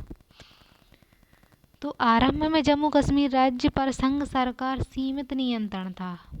जम्मू कश्मीर की जो सरकार है तो वहाँ पर संघ सरकार का पहले तो नियंत्रण सीमित था, परंतु क्रमिक रूप से संघ सरकार के द्वारा राज्य के अनेक विषयों को नियंत्रण कर लिया गया, क्योंकि 1962 में चीनी युद्ध और 65 में पाकिस्तान के युद्ध के कारण भारत के लिए सुरक्षा की परिस्थितियाँ प्रतिकूल हो गई थी। इसलिए 1965 में जम्मू कश्मीर के संविधान में संशोधन करते हुए कई परिवर्तन किए गए। तो फिर वहाँ जम्मू कश्मीर का जो संविधान था उसमें परिवर्तन कर दिए गए और संघ सरकार जो भारत सरकार है उसका नियंत्रण ज़्यादा हो गया। यानी 1965 में वजीर आजम प्रधानमंत्री का नाम बदलकर मुख्यमंत्री कर दिया गया। 1965 में जम्मू कश्मीर पर भारतीय संसद का सीमित अधिकार क्षेत्र था, परंतु छठे संविधान संशोधन 1965 द्वारा संघ सूची पर संसद का अधिकार क्षेत्र स्थापित हो गया। यानी संघ की जो संघ सूची है उस पर भारत सरकार का नियंत्रण होगा, परंतु समवर्ती सूची राज्य के अधीन होगा, और समवर्ती सूची राज्य के अधीन हो गई। राज्य में अनुच्छेद 356, 357 लागू किया जा सकता है, परंतु वित्तीय आपातकाल लागू नहीं किया जा सकता। तो अनुच्छेद 356 और 357 वही सरकार अगर मुख्यमंत्री को संविधान के अनुसार नहीं चल रही है तो गिरा दिया जाता है। फिर छठवें संविधान संशोधन के अनुसार मौलिक अधिकारों को जम्मू कश्मीर में पूर्ण प्रभावी बनाया गया। फिर जम्मू कश्मीर राज्य पर उच्चतम न्यायालय की विशेष अधिकारिता स्वीकार है और चुनाव आयोग तथा नियंत्रक महालेखा परीक्षक की अधिकारिता भी लागू करी। यानी उच्चतम न्यायालय का अधिकार भी कर दिया गया, चुनाव आयोग और नियंत्रक महालेखा परीक्षक जो है उनका अधिकार भी लागू कर दिया गया। फिर जम्मू कश्मीर के उच्च न्यायालय को जम्मू कश्मीर के उच्च न्यायालय जो हाई कोर्ट है को मूल अधिकारों के उल्लंघन के मामले में रीट निकालने की शक्ति प्राप्त है तथा अन्य किसी बाद में भी रीट निकालने का अधिकार नहीं है। फिर अन्य राज्यों से इनकी भिन्न स्थिति। जम्मू कश्मीर में भारत संसद विधायी शक्ति संघ सूची तक है। जम्मू कश्मीर की जो संसद है उसकी विधायन की जो शक्ति है वो संघ सूची तक है, और जबकि समवर्ती सूची तथा 7वीं अनुसूची पूर्णतः राज्य विधानसभा के अधीन है। तो संघ सूची पर भी राज्य का उसमें नियंत्रण है थोड़ा, और समवर्ती सूची तो उसके पास है ही, विधानसभा के पास वहाँ की। फिर संसद द्वारा बनाया गया निवारक निरोध कानून भी वहाँ लागू नहीं होते। फिर संसद द्वारा जम्मू कश्मीर के वित्त आपात नहीं लगाया जा सकता। केवल अनुच्छेद 362 में वर्णित बाह्य युद्ध से समय ही वहाँ आपातकाल घोषित किया जा सकता है। तो वित्तीय आपातकाल वहाँ नहीं लगाया जा सकता, केवल बाह्य युद्ध के आधार पर आपातकाल घोषित किया जाएगा। जम्मू कश्मीर में संविधान में वर्णित नीति निर्देशक तत्वों का प्रावधान लागू नहीं होते और राज्यों के क्षेत्रफल के नाम इत्यादि में परिवर्तन राज्य की सहमति से किए जाते हैं, ये उन्हें अलग अधिकार प्राप्त हैं। तो जम्मू कश्मीर में भारतीय संविधान में वर्णित अनुच्छेद 19 का F और 31(2) लागू नहीं होते। तो जब भारत के जो संविधान है उसके स्वतंत्रता के वो अधिकार वगैरह हैं, अनुच्छेद 19 और अनुच्छेद 31(2) वहाँ लागू नहीं होते। भारतीय संविधान के भाग 17 में वर्णित भाषाओं का प्रावधान जम्मू कश्मीर में लागू नहीं होता। तो भाग 17 में भाषाओं का प्रावधान है तो वहाँ लागू नहीं होता, इसलिए इसकी भाषा उर्दू और पत्र व्यवहार की भाषा अंग्रेजी है। अब है इंदिरा गांधी अब्दुल समझौता। तो इस समझौते के तहत यह कहा गया कि जम्मू कश्मीर राज्य भारतीय संघ का अभिन्न अंग है तथा भारतीय संघ जम्मू कश्मीर के से संबंधित अनुच्छेद 370 के तहत रहेगा। अनुच्छेद 370 में उल्लिखित प्रावधानों के अनुसार जम्मू कश्मीर भारतीय संघ नियंत्रण में रहेगा। 1980 के दशक में जम्मू कश्मीर में आतंकवादी गतिविधियां आरंभ हो गईं 80 के दशक में, और अलगाववादी शक्तियां अत्यंत प्रभावी हो गईं। तो कश्मीरियत की पहचान को कट्टरपंथियों ने तोड़ने की प्रयास किया, तो कश्मीर को भारत से अलग करने की मांग उठाई गई। इस संदर्भ में भारत सरकार द्वारा कश्मीर को अधिक से अधिक स्वायत्तता देने का समर्थन भी किया गया। तब बृहद स्वायत्तता की मांग उठने लगी, मतलब आतंकवादी घटनाएं हो रही 1980 के दशक में। तो जम्मू कश्मीर संघ का विशेष सुविधा प्राप्त राज्य है और इस राज्य की भौगोलिक महत्व को देखते हुए बार बार वहां के लोगों द्वारा स्वायत्तता की मांग की जाती है, और स्वायत्तता की मांग करने वाले वर्ग आतंकवादी और अतिवादियों से भिन्न है। यह वर्ग भारतीय संविधान के तहत अधिकतम सुविधाओं को प्राप्त करना चाहते हैं, और स्वायत्तता की मांग करने वालों में कुछ वर्ग ऐसे हैं जो चाहते हैं कि जम्मू कश्मीर राज्य पर संघ जो सरकार है उसका केवल 3 विषयों पर नियंत्रण होना चाहिए, जैसे जम्मू कश्मीर के भारतीय संघ में विलय के दौरान था। परंतु भारत सरकार के लिए कश्मीर को इस प्रकार की स्वायत्तता देना संभव नहीं है, बल्कि कश्मीर में मानवाधिकारों के हनन को समाप्त करना चाहिए। तो कश्मीर को अधिक से अधिक वित्तीय सहायता दी जाए। वर्ष 2000 में जम्मू कश्मीर राज्य की विधानसभा ने स्वायत्तता प्राप्ति हेतु विधेयक पारित किया, और उसमें निम्नलिखित बातें थीं। तो वो ज़्यादा से ज़्यादा स्वायत्तता प्राप्त करना चाहते थे, और उसमें कुछ बातें भी उन्होंने लिखी और एक विधेयक पारित किया। इस विधेयक में क्या था कि जम्मू कश्मीर संबंधित अनुच्छेद 370 को स्थायी बनाया जाए। वो चाह रहे थे स्थायी बना रहे ताकि उन्हें स्वायत्तता मिलती रहे, इसे स्थायी प्रावधान के रूप में जोड़ा जाए। उनका कहना था केंद्र के पास केवल रक्षा, विदेश मामले और संचार के विषय ही शेष रहें और शेष विषय राज्य को हस्तांतरित किए जाएं। जम्मू कश्मीर राज्य में उच्चतम न्यायालय की अधिकारिता हटाई जाए, उनका कहना यही था। और नियंत्रण महापरिरक्षक जो है अखिल भारतीय सेवाओं के प्रावधान जम्मू कश्मीर में लागू ना किए जाएं। तो जम्मू कश्मीर पर भारतीय संसद और राष्ट्रपति की भूमिका सीमित कर दी जाए। पूर्व के तहत राज्यपाल को सदर ए रियासत यानी मुख्यमंत्री को वजीर आजम कहा जाए। राज्यपाल को सदर ए रियासत कहा जाए, मुख्यमंत्री को वजीर आजम। आंतरिक अस्थिरता या बाह्य आक्रमण के समय आपातकाल लागू होने पर जम्मू कश्मीर विधानसभा निर्णय ले, उनका कहना था।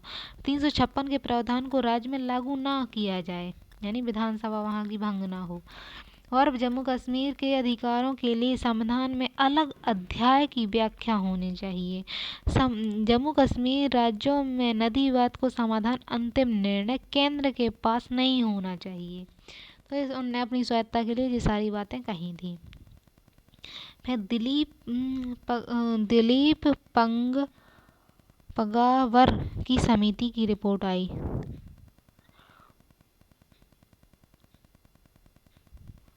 तो इसने क्या किया कि जम्मू कश्मीर द्वारा स्वायत्तता की मांग आरंभ की जा रही है, और राज्यों में स्वायत्तता की मांग पर विचार के लिए भारत सरकार द्वारा कश्मीर में एक दल भेजा गया। स्वायत्तता की मांग वहाँ हो रही थी, तो कश्मीर में एक दल भेजेगा, और जम्मू कश्मीर की वर्तमान स्थिति की समीक्षा के लिए वरिष्ठ पत्रकार दिलीप पगावकार की अध्यक्षता में समिति का गठन किया गया, जिसमें रिपोर्ट प्रस्तुत की। तो रिपोर्ट उन्होंने दी, वहाँ की मतलब देखा कि क्या हालत है, वर्तमान स्थिति की समीक्षा की, और फिर उन्होंने रिपोर्ट दी। और रिपोर्ट में कहा कि राज्य के अलगाव वाले क्षेत्रों को अधिक स्वायत्तता, जो अलगाव है वहाँ स्वायत्तता दी जानी चाहिए। आर्थिक उत्थान और सहायता के लिए लक्षित आर्थिक सहायता प्रदान की जानी है, मतलब उनका आर्थिक स्थिति को सही करने के लिए सहायता देनी चाहिए। राज्य में सशस्त्र बल विशेष अधिकार अधिनियम 1958 की समीक्षा भी की जाए, कि वहाँ सशस्त्र बल जो हैं उनके विशेष अधिकार हैं, तो उसके संबंध में अधिनियम की समीक्षा की जाए। फिर संविधान जो 370 से उल्लेखित अस्थायी शब्द विशेष शब्द रखा जाए, अस्थायी शब्द को हटाकर उसे विशेष शब्द कर दिया जाए। फिर राज्यपाल की नियुक्ति के लिए सूची बनाई जाए और उसमें से राज्यपाल का चयन हो। तो मतलब राज्यपाल की नियुक्ति के लिए क्या है, सूची बनाई जाए और एक वहाँ वो लोग सूची बनाएंगे, फिर उसी सूची में से आप किसी राज्यपाल को वहाँ नियुक्त करेंगे। फिर अखिल भारतीय सेवा के अधिकारियों के अनुसार अनुपात को धीरे धीरे कम किया जाए। इन्होंने यानी जम्मू कश्मीर के हित ही में बात की।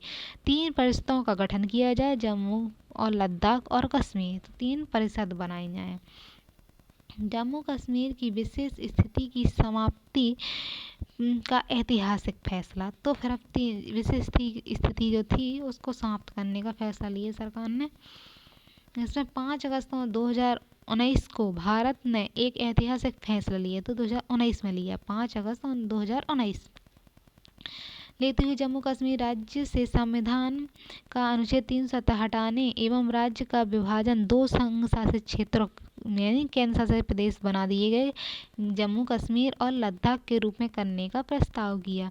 इसलिए संसद द्वारा जम्मू कश्मीर के पुनर्गठन विधेयक 2019 पारित किया गया, यानी उसका पुनर्गठन करने का एक विधेयक पारित किया संसद ने। और यह विधेयक जम्मू कश्मीर के अनुच्छेद 370 के अधिकांश प्रावधान समाप्त करने और जम्मू कश्मीर को विधानसभा वाला केंद्र शासित प्रदेश और लद्दाख को बिना विधायिका वाला केंद्र शासित प्रदेश गठन करने का प्रावधान किया। तो उपरोक्त निर्णय जम्मू एवं कश्मीर राज्य की विशेष स्थिति एवं स्वायत्तता को समाप्त कर दिया गया। वर्तमान में राज्यों में अनुच्छेद 370 एक ही लागू रहेगा, जो संसद को जम्मू एवं कश्मीर के लिए कानून बनाने की शक्ति देता है। तो अनुच्छेद 370 का सिर्फ एक ही लागू रहेगा, जिसमें यह लिखा हो कि जम्मू कश्मीर भारत संसद के नियंत्रण में है। अनुच्छेद 370 की समाप्ति के संदर्भ में राष्ट्रपति की घोषणा। तो राष्ट्रपति ने घोषित कर दिया कि संविधान के भाग 21 में अस्थायी यानी संक्रमणकालीन एवं विशेष प्रावधानों का उल्लेख है, जिसके अंतर्गत अनुच्छेद 370 का प्रावधान किया गया है। तो राष्ट्रपति सार्वजनिक अधिसूचना के माध्यम से अनुच्छेद 370 की समाप्ति की घोषणा तथा उसमें बदलाव किया जा रहा है। तो राष्ट्रपति की घोषणा के अनुसार बदलाव किया जा रहा है, बशर्ते जम्मू कश्मीर की संविधान सभा की सहमति प्राप्त है। वहाँ की विधानसभा की सहमति प्राप्त करनी थी। तो परंतु 26 जनवरी 1957 को जम्मू कश्मीर की विधानसभा भंग हो चुकी थी। 1957 को ही क्या है, उसके बाद जम्मू कश्मीर की विधानसभा भंग हो चुकी थी और 5 अगस्त 2019 को राष्ट्रपति द्वारा 370 के खंड तीसरे के तहत सार्वजनिक अधिसूचना के माध्यम से, मतलब सबको सूचना देते हुए सार्वजनिक अधिसूचना के माध्यम से अनुच्छेद 370 की समाप्ति की घोषणा की गई। तत्कालीन समय में जम्मू कश्मीर के राज्यपाल शासन था। वहाँ जम्मू कश्मीर में राज्यपाल जो थे उनका शासन था, अतः राज्यपाल द्वारा इसे सहमति प्रदान की गई तथा इसे राज्य सरकार की सहमति के रूप में माना गया और संसद के द्वारा संविधान संशोधन के लिए अनुच्छेद 368 का प्रयोग किया गया और जम्मू कश्मीर का अलग संविधान था, इसलिए अनुच्छेद 368 जम्मू कश्मीर के लिए लागू नहीं होता और जम्मू कश्मीर के लिए राष्ट्रपति द्वारा एक आदेश जारी किया गया और भारतीय संविधान की परिशिष्ट में उल्लेखित इस प्रकार उल्लेखित है। तो इस प्रकार राष्ट्रपति की सार्वजनिक अधिसूचना के माध्यम से राज्य का दर्जा समाप्त जो था, राज्य के दर्जे को समाप्त कर दिया गया कि राज्य नहीं है अब जम्मू कश्मीर। अब है राष्ट्रपति की अधिसूचना द्वारा प्रमुख बदलाव। तो क्या बदलाव हुआ, तो जम्मू कश्मीर को 2 भागों में विभाजित कर दिया गया, जम्मू कश्मीर और लद्दाख 2 नए संघ शासित प्रदेश बन गए, यानी केंद्र शासित प्रदेश बन गए। जम्मू कश्मीर की विधानसभा होगी, जम्मू कश्मीर वाला भाग है वहाँ एक विधानसभा होगी, जबकि लद्दाख में विधानसभा नहीं होगी। जम्मू कश्मीर के वर्ष 1971 में लागू पृथक संविधान रद्द हो गया। तो जम्मू कश्मीर जो अलग संविधान बनाया था 1957 में, तो रद्द हो गया, भारत का संविधान लागू होगा और जम्मू कश्मीर अलग झंडा भी अब नहीं होगा और जम्मू कश्मीर की दोहरी नागरिकता समाप्त हो गई। राष्ट्रपति की अधिसूचना के माध्यम से अनुच्छेद 35A को भी समाप्त कर दिया गया। यह अनुच्छेद राज्य के स्थायी निवासियों को परिभाषित करने के लिए जम्मू कश्मीर की विधानसभा जो थी को शक्ति प्रदान करता था कि वहाँ के नागरिक को निर्धारण करे। तो निवासियों के अलावा भारतीय भूभाग में रहने वाले अन्य निवासी भी जम्मू कश्मीर में भूमि खरीदने का अधिकार उसमें नहीं था। तो अब ये समाप्त हो गया। इस अधिसूचना के माध्यम से देश के सभी लोगों को जम्मू कश्मीर में ज़मीन खरीदने, रहने और नौकरी करने का अधिकार प्रदान कर दिया गया। फिर है जम्मू एवं कश्मीर की लड़कियों को अब दूसरे राज्यों से बिना किसी प्रबंधन के विवाह करने की स्वतंत्रता है। यानी जम्मू कश्मीर का लड़की किसी भी देश में मतलब देश में कहीं भी विवाह कर सकते हैं और नागरिकता प्राप्त करने का प्रावधान समाप्त था। कि कोई किसी का नहीं है, भारत के नागरिक है सब। अब रणवीर दंड संहिता के स्थान पर भारतीय दंड संहिता का प्रभावी होगी। वहाँ दंड संहिता चल रही थी इस तरह की। तो संसद द्वारा निर्मित विधि प्रावधान स्वतः जम्मू कश्मीर पर लागू होंगे और जो भारत सरकार नियम बनाएगी वही वहाँ लागू होंगे। अनुच्छेद 370 शुरू से राष्ट्रीय बहस का मुद्दा रहा। अनुच्छेद 370 जो है शुरुआत से बहस का मुद्दा रहा और देश का एक वर्ग इसे जम्मू कश्मीर से पृथकतावाद को बढ़ावा देने वाला मानता रहा। उनका मानना रहा कि संसद के द्वारा निर्मित प्रगतिशील विधि जम्मू कश्मीर पर लागू नहीं हो पाती। लेकिन यह धारणा बनाना उचित नहीं होगा कि अनुच्छेद 370 की समाप्ति से जम्मू कश्मीर समस्या सुलझ जाएगी, बल्कि जम्मू कश्मीर मानव अधिकार फोरम ने अनुच्छेद 370 की समाप्ति के 2 वर्ष पूरे होने पर रिपोर्ट में आतंकवाद को लेकर चिंता जाहिर की है कि जम्मू कश्मीर में एक बड़ी चुनौती बनी हुई है। रिपोर्ट में माना गया अभी भी सार्वजनिक नागरिक एवं मानव सुरक्षा संबंधी मुद्दे को प्राथमिकता नहीं दी जा रही है। तो मतलब वहाँ और व्यवस्था बनानी चाहिए। अब आलोचकों ने सरकार के इस निर्णय को भारतीय संघीय व्यवस्था का आघात माना। उनका मत है कि एक स्वायत्त राज्य को विधानसभा की सहमति के बिना, आलोचक कहते हैं क्योंकि वहाँ विधानसभा थी ही नहीं और वहाँ विधानसभा की अधिसूचना मतलब सहमति के बिना अधिसूचना को अस्तित्व समाप्त करना भारतीय संविधान का उल्लंघन है, ऐसा कहते हैं वो।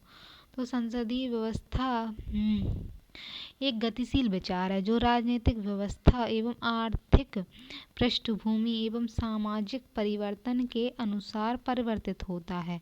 तो राजनीति के अनुसार, सामाजिक परिस्थिति के अनुसार परिवर्तित होता है। संघीय व्यवस्था को समग्रता में समझने के लिए उपरोक्त परिस्थितियों को ध्यान में रखना आवश्यक है।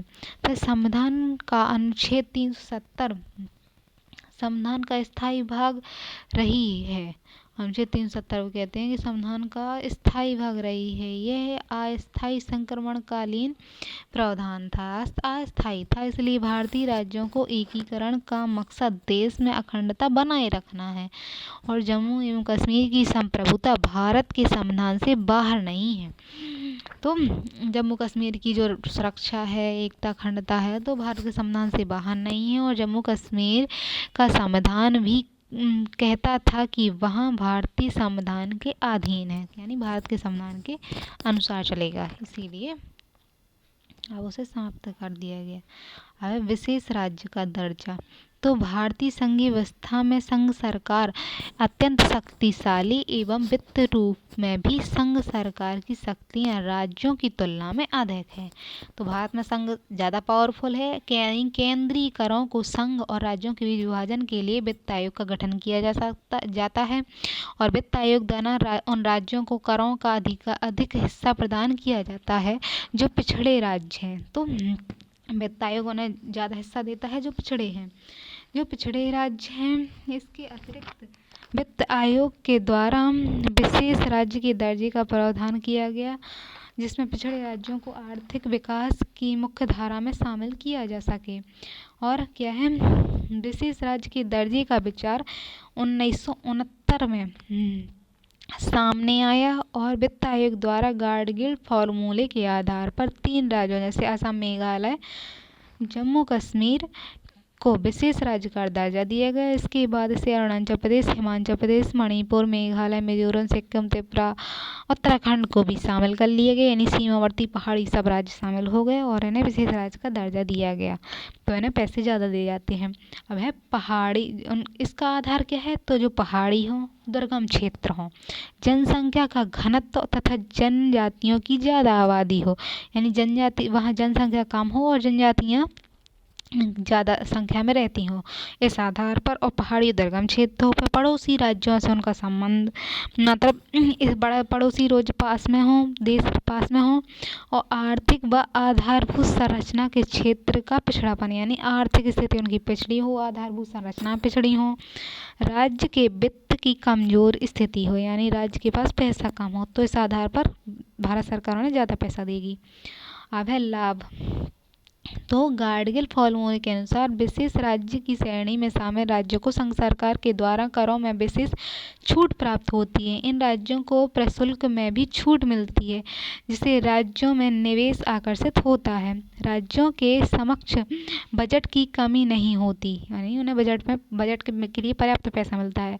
उनके ऋण भी माफ कर दिए जाते हैं और केंद्र प्रायोजित योजनाओं में राज्यों को 90% का अनुदान तथा 10% का कर्ज दिया जाता है। जब केंद्र की कोई योजना वहाँ लागू होती है तो राज्य सरकारों को 10% का ऋण दिया जाता है और 90% का पैसा केंद्र सरकार देती है, जबकि अन्य राज्यों में केंद्र प्रायोजित योजनाओं के लिए 70% का अनुदान और 30% का कर्ज दिया जाता है।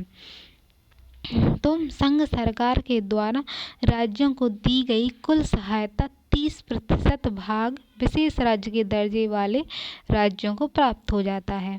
तो विशेष राज्यों को इस तरह से प्राप्त हो जाता है। अब प्रस्तावित परिवर्तन 2013 में 2013 का जो बजट आया तो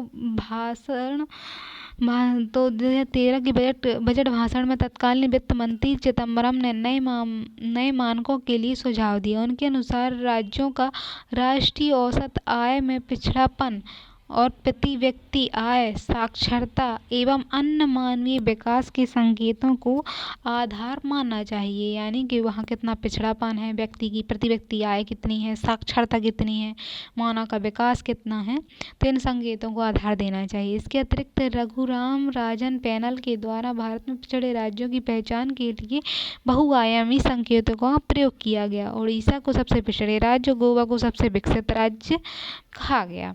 वर्तमान में बिहार, उड़ीसा के मुख्यमंत्री भी अपने राज्यों को विशेष राज्य की श्रेणी में शामिल करने की मांग कर रहे हैं। तो बिहार और उड़ीसा वाले राज्य ऐसा कर रहे हैं ताकि उन्हें ज़्यादा स्वायत्तता मिल सके। अब है संघवाद एवं आतंकवाद विरोधी राष्ट्रीय केंद्र। तो एनसीटीसी एक शक्तिशाली संघीय जांच केंद्र है, संघ का एक जांच केंद्र है जो आतंकवाद, नक्सलवाद के खिलाफ कार्य करेगा और भारत में नक्सलवाद, आतंकवाद पर राज्यों के बीच परस्पर तालमेल के अभाव के कारण समस्या का समाधान नहीं हो पा रहा है।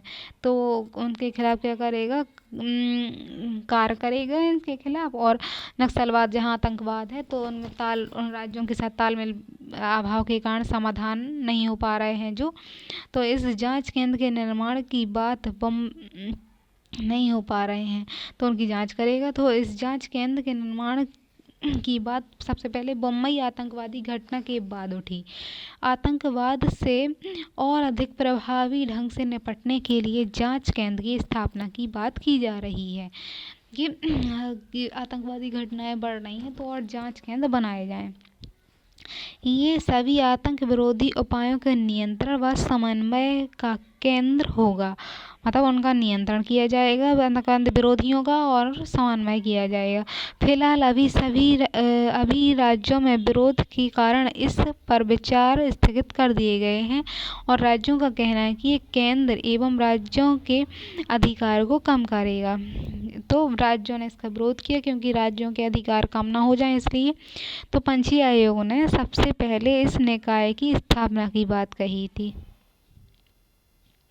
इसकी संरचना कैसी है, तो इस निकाय का गठन इंटेलिजेंट ब्यूरो यानी आईबी के अधीन किया जाना है और इसका निर्देशन आईबी यानी इंटेलिजेंट ब्यूरो है के अतिरिक्त निर्देशक के समक्ष होगा। आईबी ब्यूरो या इंटेलिजेंट ब्यूरो जो है वो सैन्य JIC सेना, खुफिया निदेशालय और नारकोटिक्स विभाग के अधिकारी सदस्य होंगे इसके। जिसमें यह एक संतुलित निकाय बन सके और राष्ट्रीय आतंकवाद विरोधी केंद्र होगा, जिसके क्षेत्रीय कार्यालय नहीं होंगे और क्षेत्र के स्तर पर कार्यालय नहीं होंगे और केंद्र पर होंगे, और क्षेत्र स्तर पर इसके कार्यों को आईबी के मौजूदा शाखाओं द्वारा देखा जाए, यानी आईबी के अंतर्गत होगा, इंटेलिजेंट ब्यूरो के अधीन। कार्य क्या होंगे इसके? तो आतंकवाद विरोधी कार्यों की जांच करना और अधिसूचना प्रक्रिया को समन्वित करना, राज्यों के आतंक विरोधी कार्यों में सहयोग प्रदान करना, तो आतंक हो रहे तो उसके विरोध में जो कार्य करने हैं उसमें सहायता करेंगे ये, और विभिन्न अधिसूचना एजेंसियों के सूचनाओं का आकलन करेंगे। जो सूचना एजेंसियाँ सूचना एकत्र करती हैं तो उनका आकलन करेंगे ताकि समय पर आतंकवादी कार्रवाइयों को रोका जा सके। अब विवाद के कारण उत्पन्न होते हैं, तो इसमें विवाद के क्या कारण हैं? लोक व्यवस्था राज्यों का विषय है। राज्यों को डर है कि एनसीटीसी के नाम पर केंद्र राज्यों के अधिकारों में दखल अंदाजी करेगा तथा संघ के मूल रूप को नष्ट कर सकता है। एनसीटीसी में राज्यों को मूल आपत्ति रेलवे पुलिस बल अधिनियम 1957 के संशोधन तथा एनटीसीटी के में बनने वाले नए अधिसूचना नियमों को लेकर है, यानी राज्यों को ये सारी परेशानियां हैं थोड़ी। रेलवे पुलिस बल अधिनियम 1957 के संशोधन में यह कहा गया है कि संघ सरकार के द्वारा राज्यों के किसी व्यक्ति को हिरासत में लिया जा सकता है। तो रेलवे अधिनियम में इस तरह से कहा गया है, संघ सरकार के द्वारा किसी व्यक्ति को हिरासत में लिया जा सकता है जिसके लिए राज्य सरकार को सूचित करना आवश्यक नहीं है। तो इसलिए राज्य सरकारें इस ब्यूरो की नहीं मानने की बात कर रही हैं। अधिसूचना इकाइयों को भी राज्यों में मुक्त रूप से कार्य करने की अनुमति दी गई है, और जिस पर तमिलनाडु की मुख्यमंत्री जयललिता, उड़ीसा के मुख्यमंत्री नवीन पटनायक, गुजरात के तत्कालीन मुख्यमंत्री नरेंद्र मोदी और बंगाल की मुख्यमंत्री ममता बनर्जी ने आपत्ति दर्ज कराई थी। और क्षेत्रीय दल लगातार संघ सरकारों पर दबाव बनाने की नीति का प्रयोग कर रहे हैं। संघ सरकार क्षेत्रीय दलों की बातों को मानने के लिए विवश है, क्योंकि क्षेत्रीय दलों के समर्थन से ही संघ सरकार का अस्तित्व टिका हुआ है। एनसीटीसी लोकपाल का विवाद भारत में नए संघवाद को प्रभावी होने का पर्याप्त उदाहरण है, जहां क्षेत्रीय दलों की भूमिका अत्यधिक महत्वपूर्ण है और निर्णायक हो चुकी है। मतलब क्षेत्रीय दल हैं, इसे मान नहीं रहे हैं, तो उनकी बात भी सुननी ही चाहिए। तो भारतीय संविधान निर्माताओं ने भारत में एक शक्तिशाली संघ सरकार का समर्थन किया है। तो भारत के जो संविधान निर्माता हैं उन्होंने शक्तिशाली संघ बनाया है कि उसकी बात भी माननी चाहिए। और सहकारी आयोग ने स्पष्ट रूप में कहा है कि संघ का शक्तिशाली होना राज्यों की स्वायत्तता का विरोधी नहीं है, और राज्यों की स्वायत्तता एवं शक्तिशाली संघ एक दूसरे के विरोधी नहीं है। इसलिए एनसीटीसी का निर्माण भारत में संघीय भावना के प्रतिकूल नहीं है। संघ एवं राज्य दोनों के मतभेदों का समाधान राजनीतिक और राष्ट्रीय एकता के हित में करना चाहिए, जिससे राज्यों की स्वायत्तता भी कायम रहे और पृथकतावादी गतिविधियों पर भी अंकुश लगाया जा सके। तो एक क्लास का रिवीजन हुआ कंप्लीट, 3 क्लासों में एक क्लास निपटी है।